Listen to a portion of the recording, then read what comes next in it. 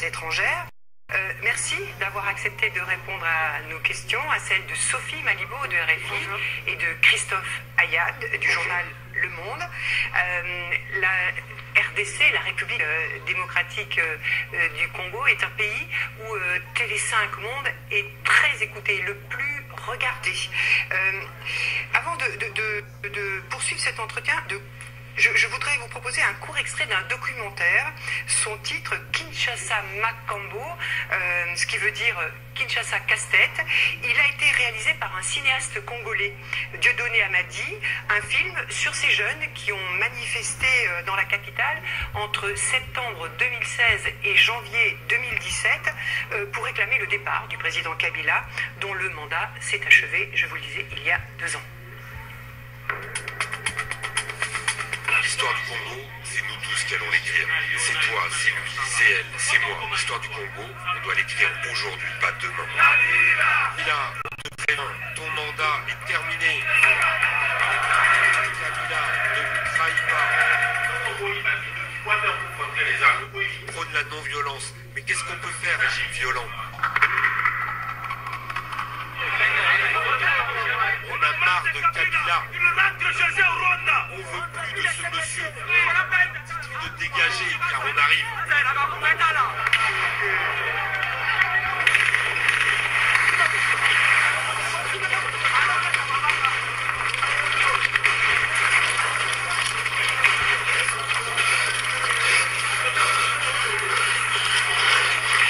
Alors, ce film a été présenté dans plusieurs festivals. Il a été primé, il vient juste d'être primé en Grande-Bretagne. Monsieur le ministre, cette impatience que l'on entend dans la rue, est-ce qu'elle a été entendue? Est-ce que vous pouvez nous confirmer que les élections du 23 décembre prochain auront bien lieu? Les élections auront lieu le 23 décembre 2018, comme prévu dans le calendrier électoral qui a été publié par la Commission électorale nationale indépendante. Présidentielle et législative et provinciale. Voilà. Donc pour les provinciales, maintenant, les dépolitures commencent. Et pour la présidentielle et les élections à la députation nationale, ce sera le 24 juillet. Donc dans 2 mois presque, nous rentrons dans la dernière ligne droite avant le 23 décembre. Donc vos concitoyens ont rendez-vous pour ce scrutin le 23 décembre. Sophie. Monsieur Cheikh-Okotondo, est-ce que vous me confirmez également aussi que à cette date du 23 décembre, le président Kabila passera la main? Est-ce que vous confirmez que cette constitution ne l'autorise pas en aucun cas à se maintenir au pouvoir, quel que soit? Je crois que le chef de l'État lui-même a répondu à cette question. Les dépôts des candidatures se feront conformément à la Constitution. Alors, pour plus de précisions, je pense que d'ici 30 jours, lorsqu'il y aura dépôt des candidatures pour la présidentielle et la députation nationale, je crois que cette doute sera levé définitivement. Et pourquoi il ne lève pas l'équivoque? Plutôt, puisque vous le savez, les doutes s'expriment à l'intérieur comme à l'extérieur du pays. Mais ce sont des doutes qui ne sont pas justifiés. Parce que si le président de la République a très très bien précisé qu'il respectera la Constitution. Donc, en amont de 2016, il nous avait dit la même chose. Bien entendu. Mais simplement, ensuite, il y a eu un report de 2 ans. Ah oui, mais là, c'était autre chose. C'était pas pour une question de dépôt de candidature. C'était simplement que les élections ne pouvaient pas être organisées à la date constitutionnelle et par conséquent, il fallait les reporter parce que nous étions confrontés à des contraintes qui étaient insurmontables. C'est uniquement cela. Monsieur le ministre, dans un mois et demi, comme vous dites, le parti présidentiel, le PPRD, doit désigner un candidat. On ne voit pas du tout se dessiner quoi que ce soit, un dauphin, ni un processus de désignation, rien. Comment la mouvance présidentielle va désigner un candidat sans avoir rien préparé pendant les 2 années qui viennent de s'écouler, ni les 5 années précédentes? Non, ça c'est vous qui dites nous ne sommes pas préparés. Je vois comment on se rencontre souvent.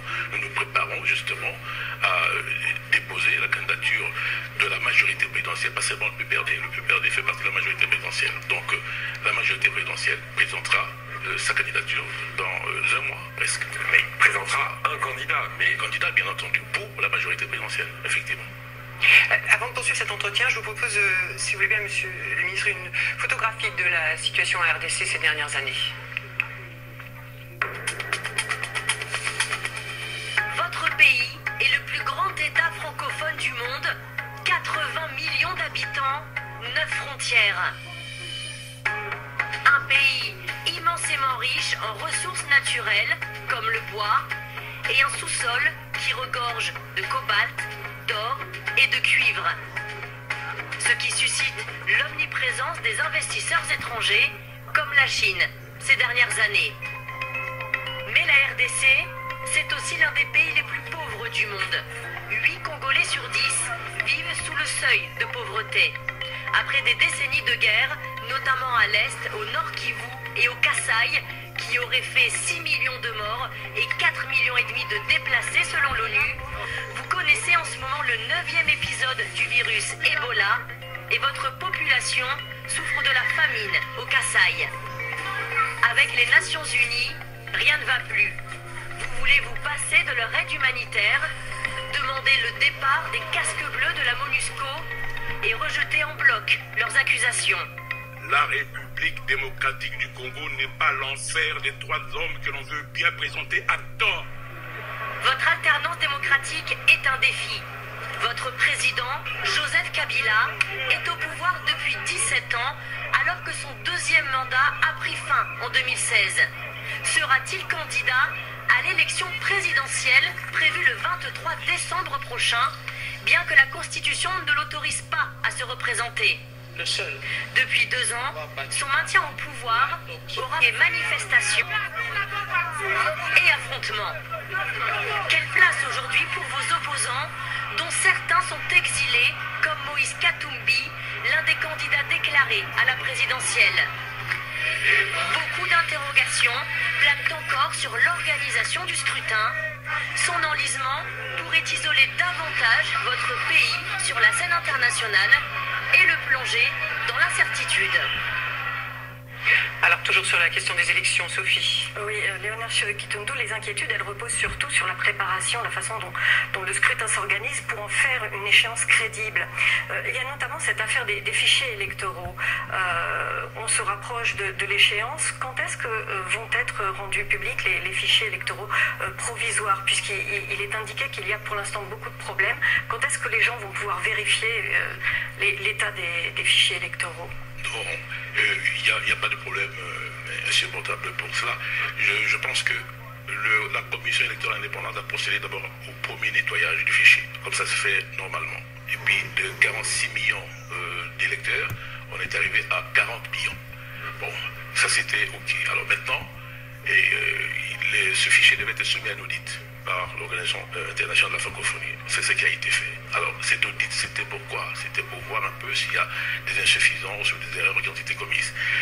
Mais que je sache, les conclusions de l'Organisation internationale de la francophonie n'ont pas remis en cause la totalité du fichier. Alors l'OIF a estimé que voilà, c'était perfectible et il a relevé notamment qu'il y avait à peu près, il y avait des problèmes avec tout de même quelques 8 millions d'électeurs enregistrés sur 40 millions, ce qui fait beaucoup, des gens qui n'ont pas d'empreinte, des gens qui sont des mineurs, des gens des cartes qui ont disparu, et d'où l'importance et d'où la revendication de voir afficher ce fichier provisoire. Ça a été annoncé. Est-ce que cela va se concrétiser? Absolument, ça va être affiché. Mais il ne faut pas, n'exagérons rien du tout. Pour l'Organisation internationale de la francophonie, on s'était mis d'accord là-dessus. Nous allons prendre en considération les insuffisances relevées, parce que c'est une évaluation que l'on fait, et ça va compter pour les prochaines échéances. Mais cette fois-ci, il n'y a pas d'élection parfaite.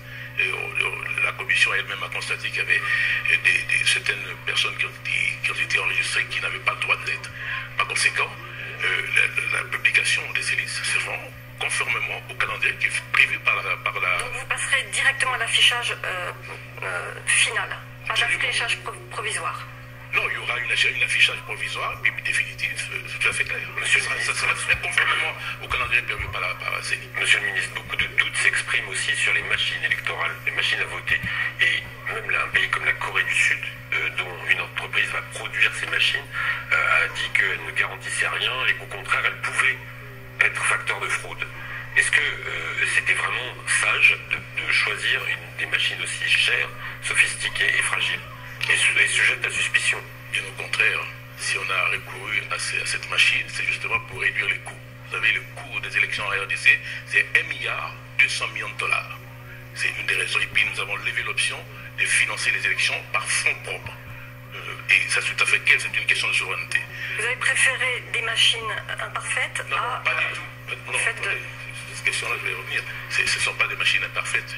Vous parlez de la Corée du Sud, mais c'est l'ambassadeur de la Corée du Sud qui est venu avec l'entreprise en question vanter la fiabilité et même l'expertise de ce fichier, de cette machine ici à Kinshasa. La machine en tant que telle était jugée correcte. La difficulté est de l'adapter au pays. C'est la même ambassade qui revient de nouveau, et même les autorités coréennes pourraient mettre en cause la machine. Tout ça, c'est un débat qui ne tient pas du tout. Je crois qu'on veut tout simplement prolonger les élections. Je vous rappelle que ce qui est interdit par la Constitution, c'est le vote électronique. Ici, la machine à voter ne constitue pas un vote électronique. Ici, la machine sert simplement à imprimer un bulletin qui permet à l'électeur de voter. Donc, ce débat, à mon avis, est déjà dépassé. D'ailleurs, il y aura des élections prochainement au Brésil. Le Brésil utilise la même machine à voter. Et le Brésil n'est pas n'importe quel pays. C'est quand même un pays important au sein du BRIC. Donc, tous ces débats-là, c'est vraiment...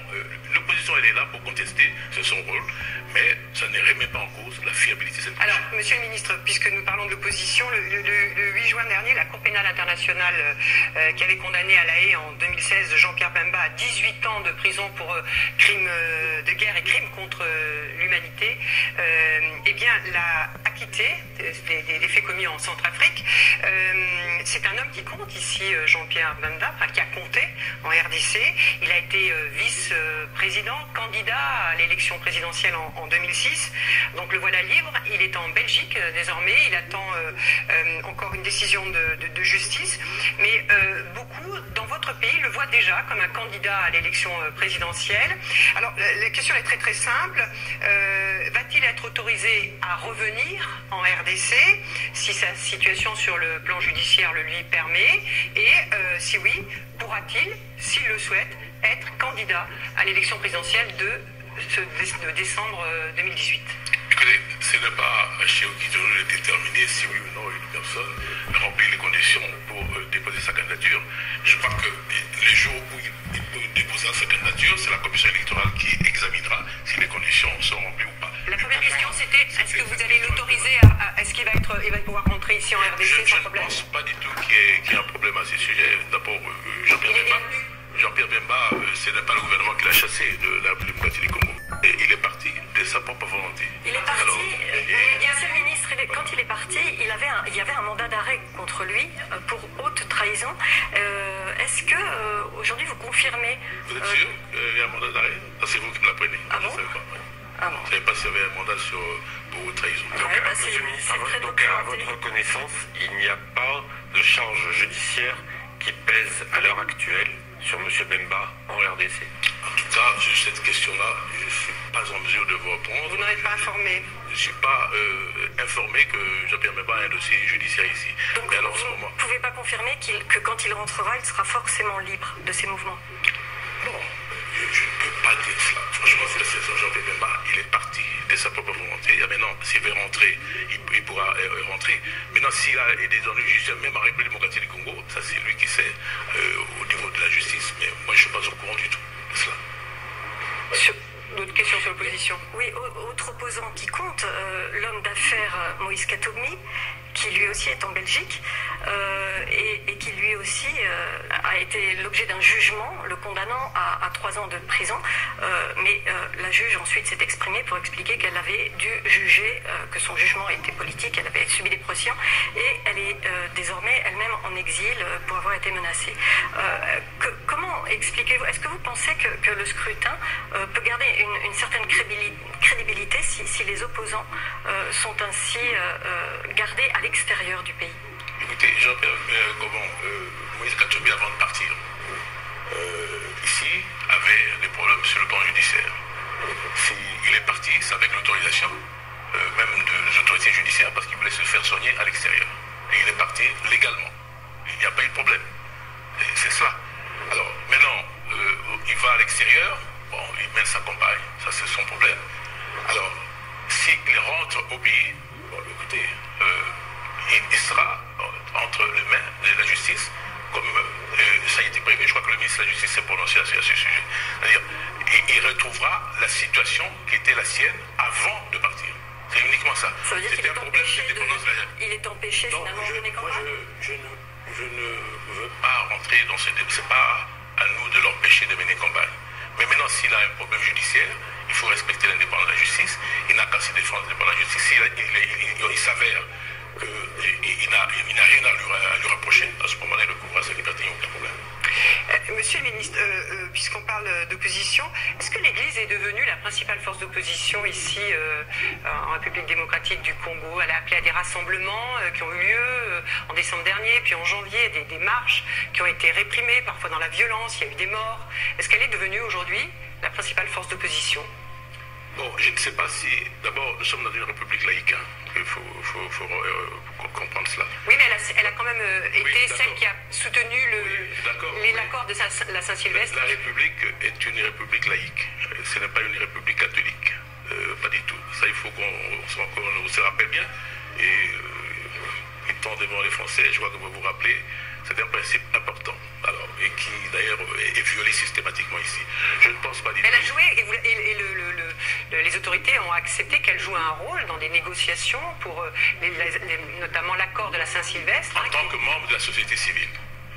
C'est à ce titre-là que l'Église a été autorisée à servir non pas de médiateur au sens du droit international du terme, mais donner ses bons offices, accorder ses bons offices pour le meilleur aboutissement du dialogue entre parties prenantes au dialogue national. Alors justement, le comité laïque de coordination demande des signes rassurants.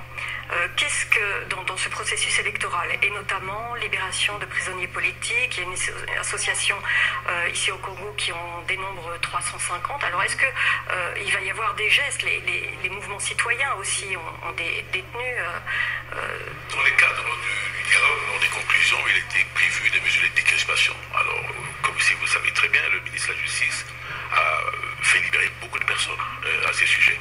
Alors, quand vous parlez des prisonniers, disons, dits politiques, il faut citer nommément et qu'on sache qui est effectivement prisonnier politique et qui ne l'est pas. C'est la question. Alors, en tout cas, énormément de personnes ont bénéficié de ces mesures de clémence. Si on parle des militants du mouvement Filimbi, qui sont 5 en détention arbitraire, même la justice des droits humains l'a confirmé, en détention arbitraire depuis 5 mois, ceux-là vont-ils être libérés dans un temps, ou du moins jugés, parce que leur situation... Ce n'est pas... c'est la justice qui permettra de déterminer si une personne est arrêtée arbitrairement ou pas. Pour l'instant, la justice n'agit pas, ils sont en détention arbitraire. Ils ont été arrêtés arbitrairement. Ça, c'est votre opinion et l'opinion de ceux qui... Non, ils sont détenus arbitrairement. Ils sont détenus sans jugement. Ah non, ils ne sont pas jugés depuis 5 mois. Mais c'est qu'il y a des raisons pour lesquelles, peut-être pour besoin d'enquête, ils ne sont pas encore traduits devant un juge, mais c'est tout simplement ça. On ne peut pas dire qu'ils sont arrêtés arbitrairement. L'audience est sans cesse reportée, ils devaient être entendus cette semaine, ils ne le sont toujours pas. Mais c'est justement, le processus judiciaire continue et ils vont être traduits devant la justice le moment venu. Mais je ne peux pas comprendre que vous puissiez discriminer qui sont arrêtés arbitrairement. Et vous regrettez que l'Église, donc pour revenir à cette question, est appelée à ces rassemblements et exerce des pressions, en tout cas en suivant très scrupuleusement l'organisation de ce scrutin sur les autorités? Vous savez, dans une république laïque, il y a une indépendance réciproque entre les confessions, donc les options spirituelles, et les autorités de la République. Les autorités ne se mêlent pas de ce qui se passe dans les confessions religieuses, et réciproquement, les confessions religieuses ne se mêlent pas de la politique. Et je crois que dernièrement... Donc l'Église doit rester dans ses églises. Dans ses églises, ça c'est tout à fait clair. Il faut qu'on comprenne. Mais en entre-temps, on a développé un mouvement, vous avez appelé tout à l'heure, les laïcs, qui prônent des manifestations, tout. Ça c'est tout à fait autre chose. Encore que, oui, alors vous dites qu'ils demandent des signaux clairs. Quels sont ces signaux clairs alors que la Commission électorale indépendante a publié le calendrier? Les élections auront lieu le 23 décembre. Et comme je vous disais maintenant, les dépôts de candidatures vont commencer le 24 juin. Quels autres signaux beaucoup plus clairs que cela? Monsieur le ministre, je reviens sur la question situation de l'Église. Est-ce que empêcher le nonce apostolique, qui est un peu l'ambassadeur du Vatican, de revenir dans le pays où il était en poste, est-ce que c'est une politique courante vis-à-vis du Vatican, qui est un État et qui qui a des intérêts importants au Congo, Ça, c'est vous qui m'apprenez. Qui a empêché le nonce apostolique d'être là? Je crois que le nonce apostolique, quand il est parti de lui-même. On n'a pas vu les autorités. C'est plus possible. Ah non, ça c'est vous qui le dites. Donc il est bienvenu. Moi, je n'ai pas reçu aucune demande de la part du nonce apostolique de venir à Kinshasa. Ça c'est vous qui me l'apprenez. Ça c'est quand même terrible.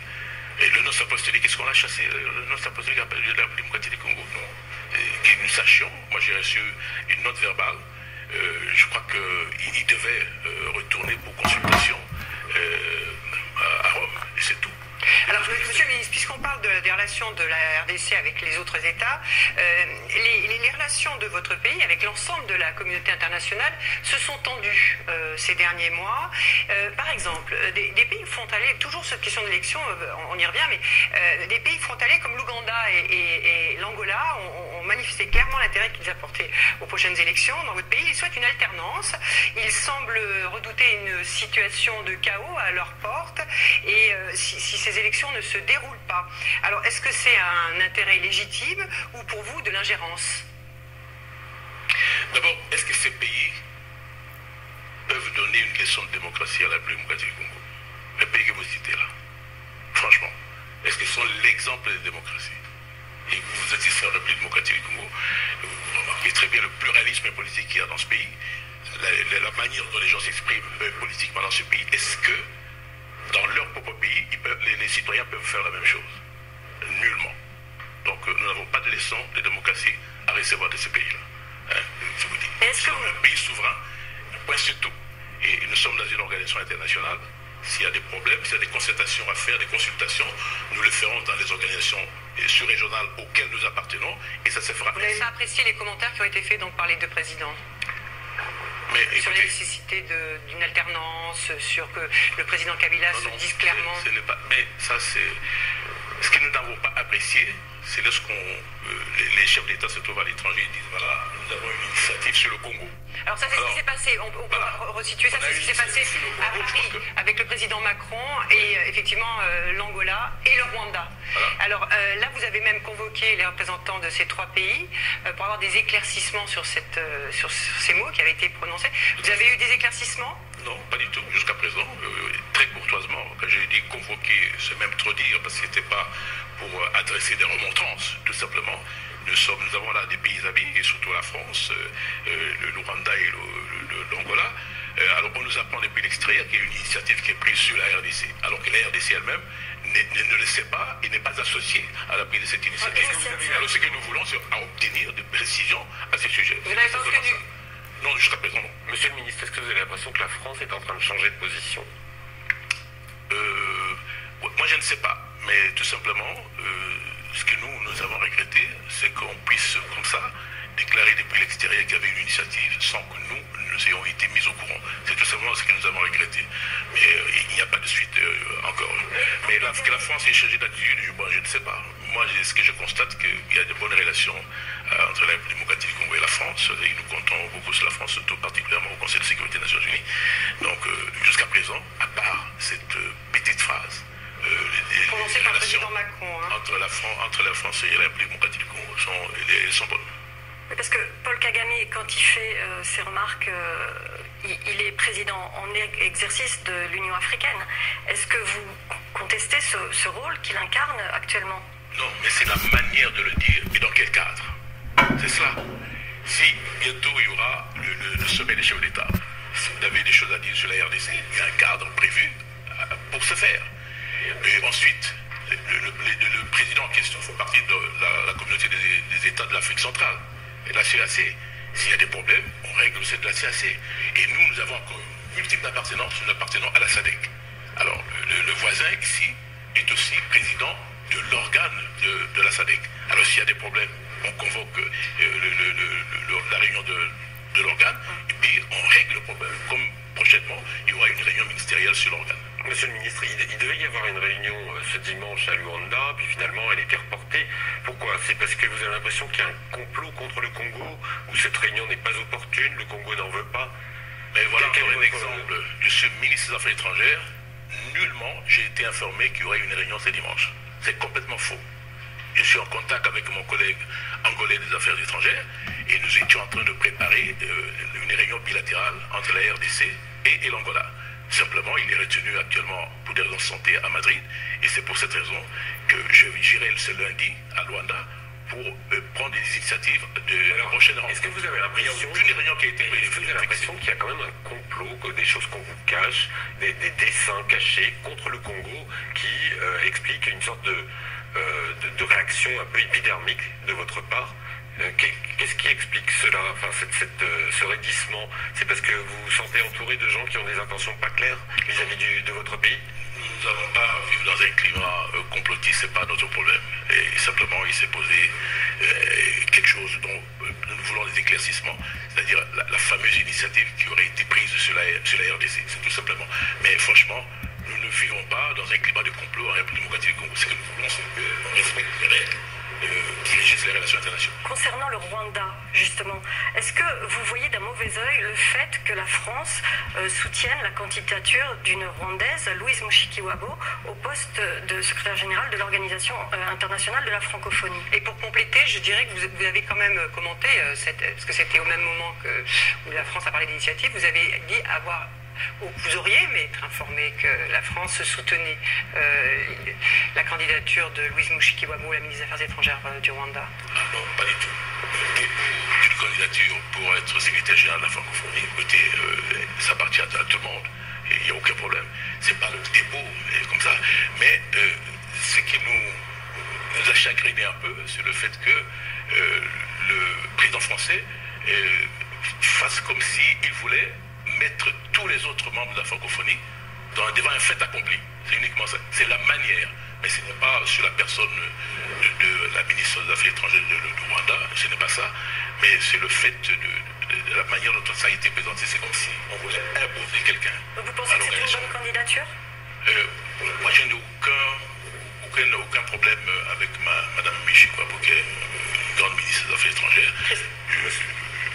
Je ne vois pas comment je pourrais m'opposer à cette candidature. Monsieur Shehu Kintonou, il y a eu depuis plusieurs mois des échanges de plus en plus durs entre la Belgique et votre pays, au point que parmi des mesures de rétorsion à des sanctions, la maison Schengen a été fermée et finalement ça prive des milliers de Congolais de visa pour l'Europe. Est-ce que cette mesure que vous avez prise, elle ne punit pas finalement le peuple congolais qui a de plus en plus de difficultés pour ne serait-ce que déposer un visa, puisque c'était le principal organisme par lequel il fallait passer pour avoir des visas pour l'espace Schengen en Europe? Je crois que cette question, il faut aussi la poser à la Belgique. Oui, c'est vous qui avez fermé la maison Schengen, c'est pas la Belgique. Le Congo, c'est d'accord. Le pays de la République est un pays souverain. Nous voulons entretenir avec la Belgique des relations historiques d'amitié et de coopération. Mais ces mesures qui ont été prises, ce sont des mesures de rétorsion. C'est-à-dire que quand on dit rétorsion, c'est que quelqu'un avait commencé à prendre ces mesures-là. Et qui a commencé, c'est la Belgique. La Belgique a commencé par suspendre la coopération avec la RDC. C'était au moment de la répression des manifestations. Ça, c'est à la Belgique qu'il faut poser la question. Oui. Alors, la Belgique dit les 25 millions, c'était ça, 25 millions qui auraient dû être affectés aux structures gouvernementales, nous les réorienter vers les organisations non gouvernementales. Qu'est-ce que ça suggère? Ça veut dire que si on affecte cet argent aux structures gouvernementales, cet argent sera détourné. Ça ne se fait pas. Il y a même, ce sont des propos qui sont humiliants pour la République démocratique du Congo. Alors, vous savez, cette mesure-là, c'était la goutte d'eau qui a fait déborder le vase. Depuis une année, le ministre des Affaires étrangères belge, depuis Bruxelles, a toujours fait des commentaires acerbes contre le gouvernement de la République démocratique du Congo. Et ça ne pouvons pas. Je crois qu'il y a longtemps que le Congo est indépendant, depuis 1960. Et un responsable belge ne peut pas se comporter depuis Bruxelles comme étant dans une métropole de la vieille époque. Ça, c'est terminé, ça. Donc, mais en quoi ça vous sert, cette fermeture? Ça ne vous sert pas? Ça impacte les Congolais? Mais nous aussi, les membres du gouvernement ne peuvent pas se rendre actuellement dans les pays Schengen. Mais c'est une mesure de rétention souveraine que nous prenons. Alors, écoute, ça aussi, il faut que j'apporte une précision. Nous n'avons pas interdit à la Belgique d'accorder des visas. Ce que nous avons pris comme mesure, c'est de retirer la protection diplomatique à la maison Schengen. Je vous rappelle que généralement, c'est à l'intérieur de l'ambassade qu'on accorde des visas. Mais à un moment donné, la France, à déléguer, les Pays-Bas et le Portugal ont demandé à la Belgique d'exercer ces services en leur lieu et place. Alors ils ont dit, nous voulons le faire dans un cadre décentré parce qu'à l'ambassade, les conditions n'étaient pas favorables pour accueillir les gens. Et c'est comme ça qu'on a créé cette maison Schengen. Ça va réouvrir? Non, écoutez, nous avons retiré la protection, nous n'avons pas interdit à la Belgique d'accorder des visas. Nous avons retiré la protection diplomatique à la maison Schengen. La Belgique n'a qu'à se réorganiser. Mais vous savez, à la Belgique de faire le premier pas. C'est la Belgique qui a commencé à prendre des mesures contre la République démocratique du Congo. C'est par la Belgique que le scandale est arrivé. Si la Belgique prend des mesures, en ce moment-là, on verra. Mais nous ne pouvons pas rester bras croisés, bras ballants, et quand on prend des mesures contre nous, nous restons inertes. Alors, nous devons réagir à ces mesures. C'est ça, moi, ce que nous avons fait. D'accord, monsieur le ministre, mais est-ce que, par exemple, ce qui se passe avec les Nations Unies, c'est aussi une réaffirmation de votre souveraineté? Parce que les relations se sont compliquées avec les Nations Unies. Vous récusez, si vous avez discuté les chiffres de le nombre de réfugiés, il parle de 4,5 millions de réfugiés sur votre territoire, vous dites non par la voix de l'un de vos ministres, vous dites qu'il n'y en a pas plus de 200 000. Vous avez boycotté une conférence sur l'aide internationale qui concernait votre pays.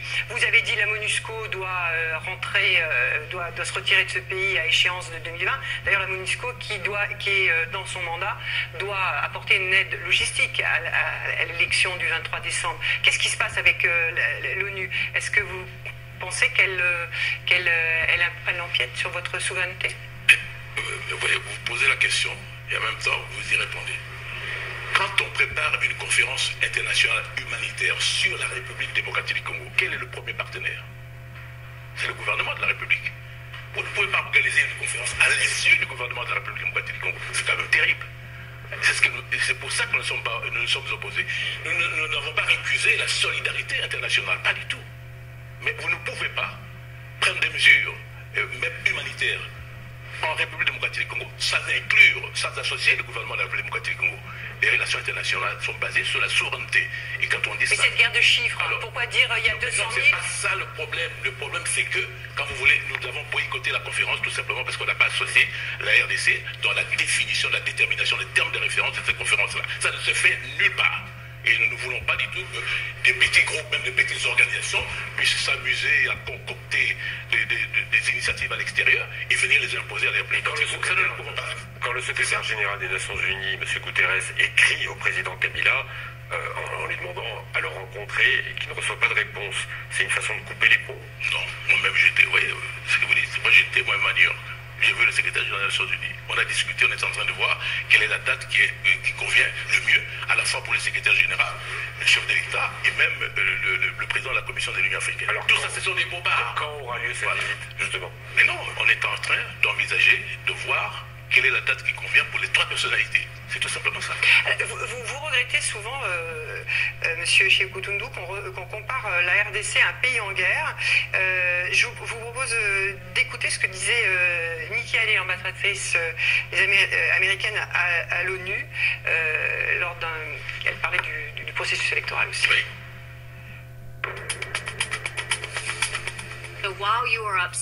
Puisque vous en avez marre d'entendre des commentaires négatifs sur la RDC, je vous dirais qu'au lieu d'exprimer votre frustration, nous aurions aimé des actions concrètes de la part de votre pays, qui montrent que vous prenez en compte les inquiétudes de la population et que vous travaillez avec la CENI et les partenaires. Vous devez comprendre que votre gouvernement est responsable de la souffrance des populations et que vous seul pouvez y remédier. Ces propos, Monsieur le ministre de Nikki Haley, sont très fermes. Comment les interpréter? Les États-Unis vous lâchent? Non, pas du tout. Mais vous savez, ce qui s'est passé, c'est elle qui a présidé cette réunion informelle du Conseil de sécurité. Et elle a fait cette intervention Et tout en présidant la réunion, elle a fait cette intervention à la fin des entretiens. Si bien qu'elle ne m'a pas donné la possibilité de réagir à ce qu'elle a dit. C'est tout simplement ça.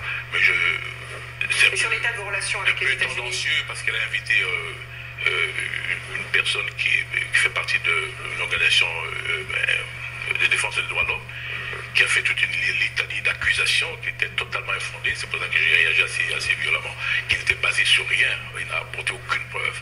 Et c'est pour ça que j'ai réagi cette façon-là. Alors, Mme Nikialé a commis l'erreur de inviter cette personnalité, dire des choses qui étaient complètement inconvenantes par rapport à la RDC. C'est pour ça que je me suis reconnu. Donc c'était une erreur des États-Unis d'inviter cette personne à... Les États-Unis, je ne sais pas, mais en tout cas... Elle est ambassadrice des États-Unis. C'est l'ambassadrice des États-Unis. C'est peut-être le regard qu'elle porte sur la situation de votre pays. Oui, mais le débat aurait dû être véritablement contradictoire, ce qui n'était pas le cas ce jour-là. Très bien. Si vous voulez bien, Monsieur le Ministre, poursuivons sur la situation économique de votre pays. Ça ne va pas très bien en RDC. Hein. Et pourtant, on l'a dit à plusieurs occasions depuis le début de cet entretien, votre pays est un pays qui possède de très grandes ressources naturelles. On peut en citer qu'une, hein, c'est le cobalt, la moitié des ressources de la planète. Vous en produisez plus de la moitié aujourd'hui dans la production mondiale. Vous avez des sols fertiles, vous avez des ressources forestières, et pourtant, la population vit dans une grande pauvreté. Vous importez 70% de vos besoins alimentaires et seulement, je crois que c'est même pas un Congolais sur 10 qui a accès à l'électricité. En gros, c'est l'économie informelle et la débrouille qui font vivre vos concitoyens. Et les raisons généralement invoquées, ce sont l'insécurité, la corruption généralisée pour expliquer cette absence de développement, l'absence d'infrastructures. Qui doit-on rendre comptable de ces difficultés de votre pays à se développer? Les présidents successifs depuis la fin de la colonisation, les gouvernements successifs? D'abord, la situation à RDC s'inscrit dans les cadres généraux des pays en voie de développement. Ça, c'est ce qu'il faut bien comprendre. Mais c'est le 7e pays le plus pauvre au monde, monsieur. Pas du tout. Ah ben, ce sont les chiffres du FMI et de la Banque mondiale. Vous reconnaissez que les pays de la région ici, les Congolais peuvent envier la situation de ceux qui des pays, l'association des pays qui nous entourent. Où c'est? Mais pour l'instant, on parle de la RDC. C'est pour ça que je vous dis. Donc ici, dans notre pays, on revient de loin. Il y a beaucoup de projets qui ont été réalisés. C'est-à-dire que c'était un pays post-conflit. Et vous avez parlé de matières premières. À un moment donné, les prix des matières premières ont chuté considérablement. C'est maintenant qu'on est en train de se relever, notamment avec le cuivre et le cobalt. Mais les prix ont chuté considérablement. Le budget de la RDC, ça ne dépasse pas 4 milliards de dollars en fonds propres pour une population de 80 millions d'habitants. Donc aujourd'hui, peut-être on va atteindre la centaine.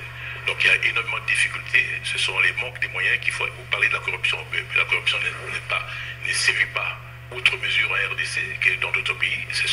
Alors les classements internationaux, votre pays est très mal placé en concernant il faut prendre des mesures conséquentes à ces sujets. Et la mauvaise gouvernance. Et on s'y emploie. Le chef de l'État d'ailleurs a nommé un conseiller exprès dans ce domaine-là. Il y a un grand travail qui se fait. Donc on peut compter effectivement l'avenir. Monsieur le ministre, il y a plus de 10 ans, on parlait déjà de fabriquer un 3e barrage, Inga 3, qui devait prendre le relais de Inga 2 et Inga 1, qui datent des années 60-70. En 10 ans, rien n'a été fait, rien n'a avancé, dans un pays où un habitant sur 10 a accès à l'électricité de manière constante et courante. Comment ça se fait? Le problème d'Inga était un problème structurel. C'est-à-dire Inga n'a pas été conçu à l'époque vraiment pour offrir l'énergie à toute la population. C'était plutôt pour ça qu'un troisième projet était nécessaire. Exactement, un troisième projet est nécessaire. Mais actuellement, je crois qu'un appel d'offres a été fait. Il y a actuellement des consortiums, il y a l'Espagne, il y a l'Afrique du Sud et nous. Et on est en préparation effectivement pour monter ce mandat.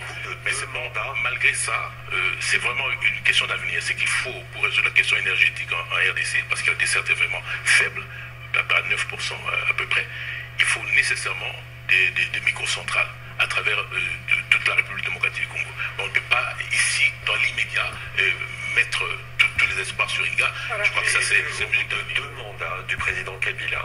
C'est normal que on en soit à des statistiques aussi faibles. Mais 2 mandats, avec quels moyens? C'est pour ça que je dis qu'il faut aussi faire un travail comparatif. Et le prix du cuivre avait chuté considérablement. Même Glencore, à un moment donné, avait fermé. Il était déjà parti. Les Américains avaient même vendu le Tenkefukuome aux Chinois. L'économie était à ce point extravertie et puis de la monoproduction qui fait qu'à chaque fois que les prix baissent au niveau international, ça a des répercussions. Mais monsieur le ministre, je me permets de vous poser cette question parce que l'agence Bloomberg, cette agence de presse américaine spécialisée dans l'information économique, révélait dans une étude il y a 1 an que le président et son entourage se sont constitués un empire économique qui a généré des centaines de millions de dollars. Alors la question est très simple, comment peut-on réussir à la tête de l'État, dans l'entourage du président, et pas pour le développement de ce pays? Mais quel est cet empire? Où cet empire? L'agence Bloomberg est une agence sérieuse, monsieur le ministre. Mais c'est où? Il faut qu'on nous donne des précisions. Il y a des investissements dans 70 entreprises ici, dans les mines, etc. C'est très documenté, hein, je vous engage à regarder. Vous l'avez vu ce rapport ou pas? Pas du tout. Je crois que ça, c'est des histoires. Pour l'instant, je ne pense pas du tout qu'il y ait un véritable empire. Mais alors, empire, où est-ce que cet empire est installé et quelles sont les productions? C'est documenté dans ce rapport de l'agence Bloomberg. Mais la question, c'est comment on peut, notamment au sommet de l'État et dans l'entourage du président, s'enrichir et en même temps ne pas réussir à mettre ce pays sur les rails du développement. Pourquoi? Est-ce qu'il y a une notion, est-ce que la notion d'intérêt général, l'intérêt public, est suffisamment développée ici? Et absolument, en tout cas au sein du gouvernement, oui. Je ne pense pas du tout qu'aujourd'hui on peut accuser le gouvernement de détournement. Moi-même, je suis membre du gouvernement, je ne vois pas en quoi j'ai détourné aux affaires étrangères. Moi, je ne pense pas du tout. Tout ça, c'est des racontages. Je voudrais revenir sur un chapitre qui a à voir justement avec les problèmes du développement. C'est aussi l'insécurité sur toute une frange du territoire, notamment des territoires entiers qui sont hors contrôle et qui sont aux mains des groupes armés. Comment vous expliquez aussi, vous qui avez demandé à ce que la MONUSCO d'ailleurs se retire d'ici 2020, sans avoir la garantie d'arriver à y apporter la paix, comment vous expliquez que votre armée ne puisse pas rétablir la sécurité dans ces provinces? Il y a eu des moments, il y a eu des groupes armés qui étaient en affaiblissement total et puis ils ont ressurgi tout simplement parce qu'il n'y avait personne pour finir de les mettre hors d'état de nuire. Tout à fait, il y a des groupes armés qui sévissent à l'est de la République du Congo, mais en tout cas, un grand effort pour leur éradication a été accompli. Vous parlez de la MONUSCO, ce que nous reprochons à la MONUSCO, c'est justement cela. La MONUSCO, dans son mandat, est ici pour la protection des personnes civiles. Et jusqu'à présent, ils ont voulu jouer un rôle plutôt défensif ou même inactif. Ce sont les forces armées de la démocratie du Congo qui luttent contre les groupes armés à l'est de la démocratie du Congo. Et cette région-là, vous savez, ce n'est pas pour rien que ces groupes armés se focalisent dans cette partie de la démocratie du Congo. D'abord, il y a des richesses minières, mais aussi certaines complicités dans les pays limitrophes. C'est pour ça que nous avons signé l'accord cadre. Et avec certaines franges de l'armée, peut-être? Ça, il peut y avoir peut-être un ou des individus, mais ce n'est pas quelque chose qui soit systématiquement au niveau de ces structures de commandement de l'armée. Alors comment vous expliquez son incapacité à prendre le dessus définitivement sur ces groupes qui pullulent dans la région? Mais c'est ce que je dis aujourd'hui. Un grand effort a été accompli sur ce plan-là, parce que ce qui se passe, c'est quoi? C'est que ces gens luttent avec des méthodes asymétriques et le gouvernement ne dispose que des moyens qui sont conventionnels. C'est ça. L'autre combat, c'est justement comment disposer de moyens conventionnels. Et en même temps, vous savez très bien que la RDC est sous embargo. À chaque fois que nous voulons acheter des armes, on nous l'interdit. Donc il y a ce problème à l'Est, mais en tout cas, aujourd'hui, je crois que la situation est sous contrôle. Et il y a des groupes armés qui continuent, qui proches des résistances qui se maintiennent, mais notre détermination est pour effectivement de les éradiquer, notamment avec l'appui de la MONUSCO, conformément à la résolution. Alors, il nous reste 2 minutes. Je voudrais peut-être vous poser une dernière question concernant concerne le docteur Denis Mukwege, c'est ce gynécologue chirurgien, puisqu'on parle de l'Est du pays, qui a réparé, on appelle l'homme qui répare les femmes, hein. Il a réparé des dizaines de milliers de femmes qui ont été violées, parce que le viol est une arme de guerre dans l'Est de votre pays. Aujourd'hui, quand il n'est pas à l'étranger, il vit dans l'enceinte de cet hôpital qui est protégé par la MONUSCO. Est-ce qu'il est très critique par rapport au gouvernement et au président. Est-ce que vous, aujourd'hui, malgré ces critiques, et compte tenu de son engagement, vous vous sentez comptable de sa sécurité? Franchement, est-ce que le docteur Mukwege est menacé par de la démocratie du Congo? Moi, je ne crois pas. Il y a des gens qui sont beaucoup plus Il a échappé à une tentative d'assassinat. De la part du gouvernement de la République. Non, mais je vous dis que sa situation... Donc, mais je veux dire, est-ce que vous vous sentez comptable de sa sécurité? Écoutez, les autorités gouvernementales, les autorités de la démocratie du Congo n'ont rien à voir avec le professeur Mukwege. Il a fait un travail qui est reconnu par la communauté internationale. Nous en prenons. Il est connu dans le monde entier, il a eu le prix Sakharov. Voilà. Mais alors, l'opposition existe en RDC. Est-ce que l'opposition est aussi inquiétée, que ce soit au Parlement ou même dans la rue? L'opposition existe. Je ne vois pas pourquoi on inquiéterait le professeur Mukwege. Et c'est un homme à protéger, que vous protégez? Enfin, mais écoutez, est-ce qu'il mérite une protection particulière? S'il estime qu'il est menacé et qu'il nécessite, sa situation nécessite la protection... Mais l'un des chirurgiens qui travaillait avec lui a été assassiné. Mais par qui? Par les autorités de la démocratie du Congo? Non, mais est-ce que... mais voyez, mais si lui, il estime qu'il est en insécurité et que sa situation nécessite que les autorités assurent sa protection, effectivement, on le fait. La suspicion, c'est parfois que le pays a tendance à laisser proliférer certaines menaces dans certaines régions pour justifier finalement de tenir le pays d'une main de fer. Qu'est-ce que vous répondez à ça? Par exemple, où? En Itouram. Voilà. Nous laissons pourrir exprès le gouvernement de la République. Ce sont des analyses qui circulent. Quelles analyses? C'est des procès d'intention. Oui. C'est effectivement des gens qui attaquent le gouvernement pour rien du tout. Alors nous arrivons au terme de cet entretien, monsieur le ministre. Merci beaucoup d'avoir accepté de répondre à des questions TV5 Monde, à celles de Sophie Malibaud de RFI et de Christophe Ayad du journal Le Monde.